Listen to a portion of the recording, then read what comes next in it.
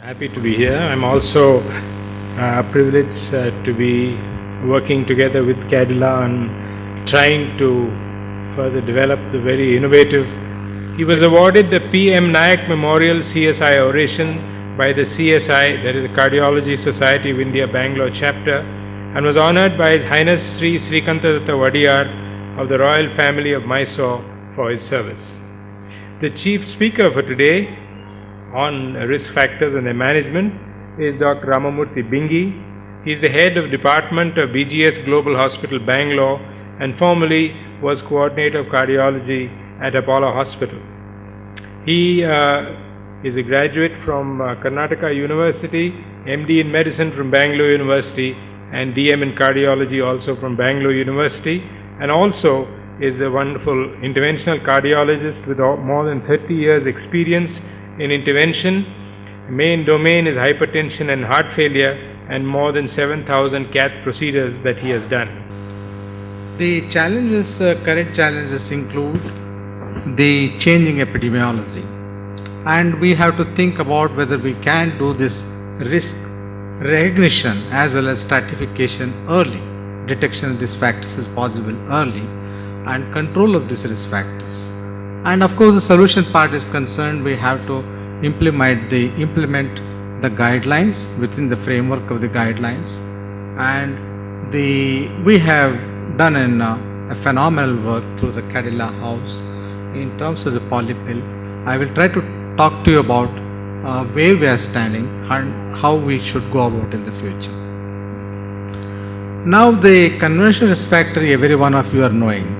The conventional risk factors include basically hypertension, diabetes, smoking, hyperlipidemia, and the like. But later on, our eyes were opened up by this Interheart study, where it was a population of the almost all over the world, done by Salim Yusuf and his team. They made out that equally there are some risk factors which we have to open our eyes ourselves. Now, one of the important risk factors is the psychological stress that we are facing through. Earlier in the Framingham study, they didn't mention much about it. The abdominal obesity, particularly the so-called ponderal obesity, and eating of the less of fruits and vegetables in our diet, physical inactivity, and even alcohol. We were thinking alcohol predominantly related more to the hypertension and dilated cardiomyopathy, whereas Interheart study focus that it is one of the important risk factor for coronary artery disease. And the clustering of the risk factors is a very important thing in preventive cardiology. God tries to help us in many manners. We know that we have blood pressure one part, we do dissect it and try to learn about it. Cholesterol one part, diabetes one part. The diseases are, though many of them remain asymptomatic, they have a tendency to cluster themselves. In fact, we know that 50 to 60% of the population of hypertension do have hyperlipidemia. Similarly, diabetes has got a tendency to come along with obesity and hypertension and the like. This particular point is very, very relevant in that we can recognize this by a battery of investigations which can be in the future cost effective, so that we can do the test quite frequently, and also handle this by various pharmacological methods. And we also know that the most important challenge, it is not I'm talking about USA or UK or Western European countries or Indian country, as we know that the control of the risk factors is inadequate in the majority. Whether it is because of the non-availability, whether physician non-availability, whether patient inadequate education, we don't know. There are so many factors, both in the educated world as well as under educated world. We do face this problem. We have to innovate some ideas to see that the drugs are available to each and everyone. As our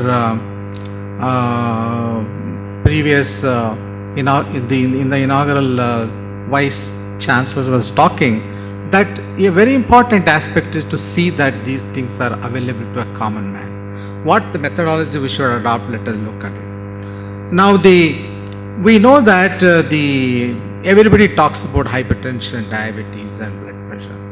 we do not know, many of us probably, if you go to a simple schools like Baldwin Girls School or in Bishop Cotton Girls Schools. I had an opportunity to go because my daughter studied there. The age of 8 to 10 years, boys and girls, almost 50% of them are obese. This is going to happen throughout as the changing pattern of food eating that we have been seeing, fast foods that are available nowadays. We do see that the obesity is going to increase, and along with that, maybe we are going to have more and more other problems. What we have understood is, don't take that just a little looking plumpy thing is a normal thing. No, as we see in this graph, not only the stroke part as well as cardiovascular ischemic heart disease, they do increase along with the weight. Most important burning problem in India is the so-called ponderal obesity. We have to think of recognizing is very simple. Earlier days we used to talk about what is called as the waist hip ratio. Nowadays the examination has been made very simple, just to take one single measurement and we can recognize the ponderal obesity. And this particular thing is been linked more and more. I think there is still a field is quite raw. We have to do a lot more investigation. There are some things are coming that the abdominal fat is a very active fat, and we have been linking that for the diabetes, hypertension, many more things, premature heart disease and other things. Equally important point what we have to understand is this, apart from the clustering of the risk factors, each risk factor, when it combines with another risk factor, it starts acting synergistically to produce the CVD risk. As you see in this slide, the total cholesterol, smoking, HDL as they go on adding to the male sex, and the diabetes. As the age advances, we have a sort of an escalating phenomena for cardiovascular disease. Then we may ask ourselves, why should we think about prevention? We have got so many, our hands are all full with the day-to-day practice.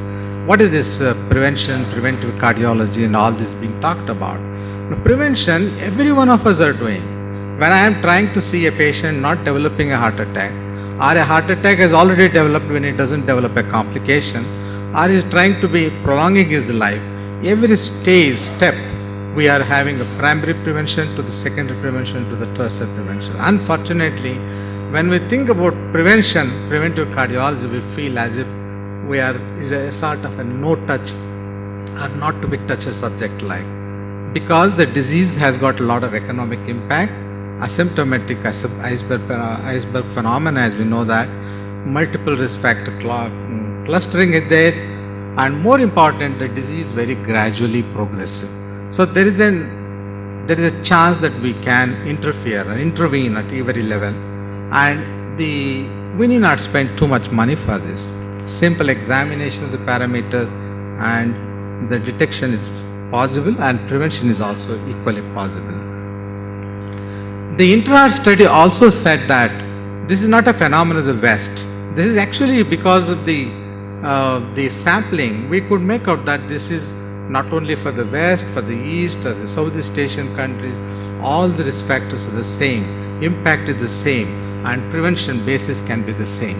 And this is a very important concept, whether it is a rich nation or a poor nation, we have to think of providing for each and every one a cost-effective treatment.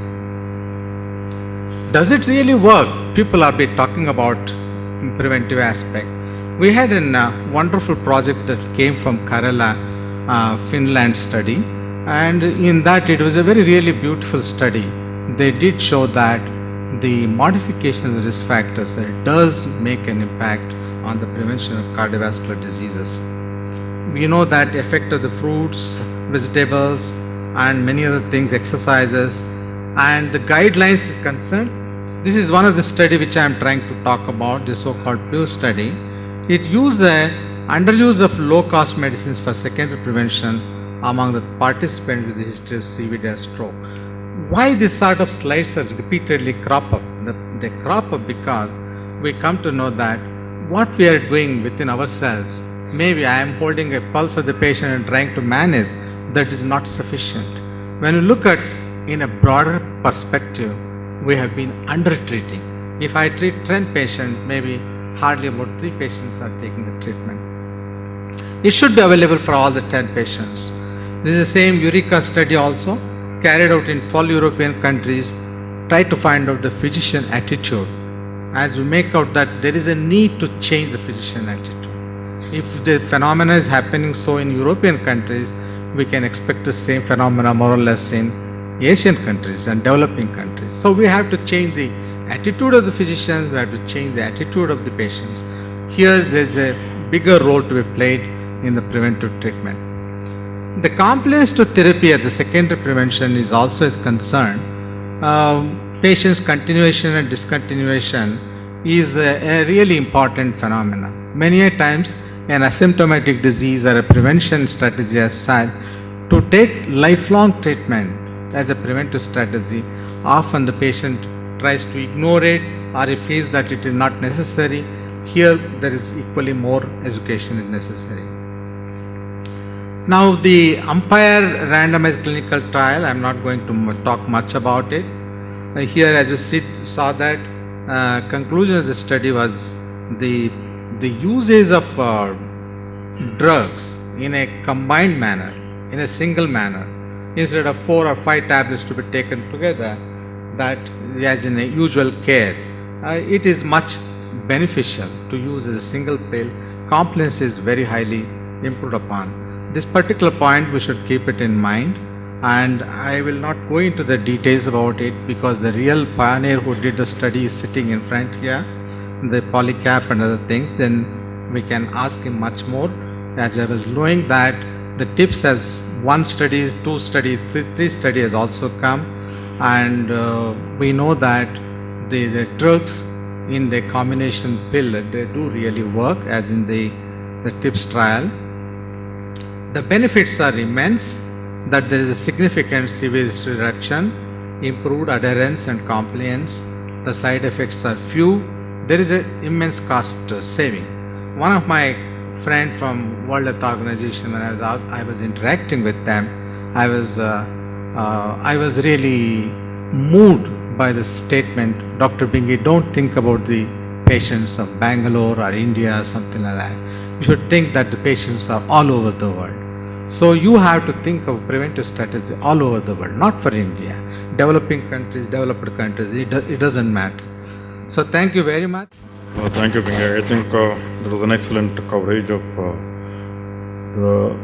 some of those what I call unsolved problems in our Indian practice. And I'm sure all the audience here are aware of the immensity of the problem.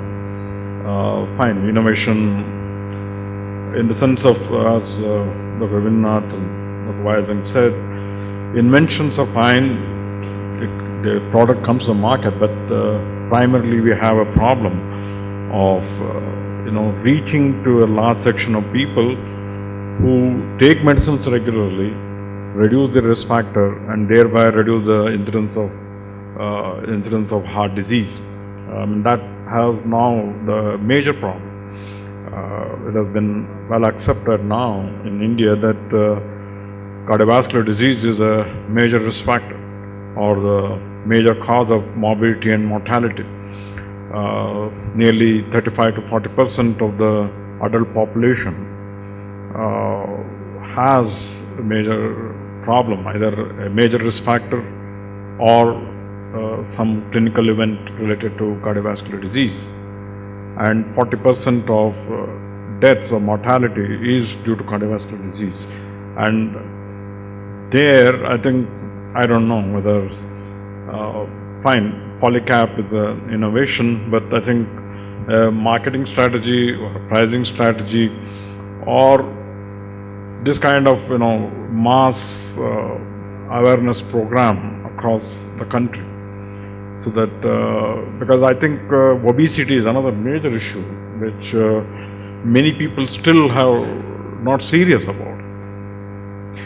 Maybe thanks to the recent surgery on Arun Jaitley, maybe there will be increased focus on obesity and its problems, and hopefully we'll get the results of his diabetic status a very prominent politician, an upcoming politician. It was sad to see in the papers that his sugar was not controlled at all for the last 15 years, and he has already undergone bypass surgery and angioplasties. I mean, how many in India can afford to have these kind of procedures going on for a long time? And finally, bariatric surgery is a good innovation, but I really feel more important is to see that somebody does not get obese, or prevention of obesity is much more important, because bariatric surgery is not something that is can be used all over or to every individual. It has its own issues. I think these are some of the things that I think we should really look in.